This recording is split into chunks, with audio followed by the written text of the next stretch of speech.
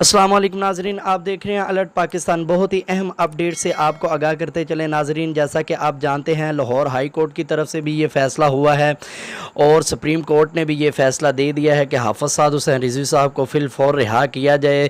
तो नाजरीन, क्या वजह है जो अब तक हाफ़िज़ साद हुसैन रिज़वी साहब रिहा नहीं हुए और कारकुनान इतनी तादाद में मौजूद हैं मस्जिद रहमतुल्लिल आलमीन के पास और कोट लखपत जेल के बाहर अभी तक कारकुन वहाँ से नहीं हिले।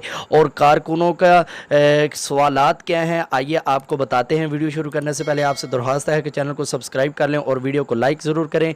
नाजरीन, आप जानते हैं ये यजीदी हुकूमत, अल्लाह पाक इस हुकूमत को गर्क करे, अल्लाह पाक इस हुकूमत पर अपना अजाब नाजल करे जो हाफ़िज़ साद हुसैन रिज़वी साहब को नहायत उन पर जुल्म और तशद्दुद कर रही है, उन्हें रिहा नहीं कर रही बिला वजह।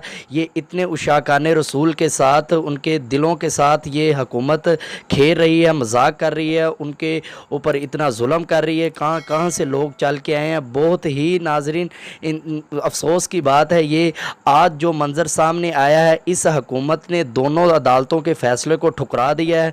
हाफ़िज़ साद हुसैन रिज़वी साहब को अभी तक रिहा नहीं किया। कारकुनों का ये सवाल है कि जब तक हाफ़िज़ साद हुसैन रिज़वी साहब रिहा नहीं होंगे, हम उनसे मिल कर जाएंगे, तब तक हम वापस नहीं जाएंगे जब तक हम उनसे मिल नहीं लेते। तो मरकज़ की तरफ से भी ये ऐलान हो गया है, हमने मस्जिद रहमतुल्लिल आलमीन के पास धरना दे दिया है। इंशाल्लाह हम तब तक यहाँ से उठेंगे नहीं जब तक हाफ़िज़ साद हुसैन रिज़वी साहब हमारे दरमियान मौजूद नहीं होंगे। तो नाजरीन, बहुत अफसोस की बात है, ये देख रहे हैं आप हुकूमत की गुंडागर्दी किस तरह ये जुल्म और तशद्दुद कर रही है। चलें मान लेते हैं कि जो इमरान ख़ान की तरफ थे वो कहते थे कि इमरान ख़ान ठीक है, अब वो ठीक है, कानून की वो पासदारी नहीं कर रहा है। जो कहता है अल्लाह पाक उसे भी गर्क करे इस यजीद के साथ, क्योंकि ये है ही वो कादियानी है। ये इस कादियानी का अंजाम उन काफरों के साथ होगा और जो इसकी हमायत में बोलते हैं उनका भी अंजाम उनके साथ ही होगा।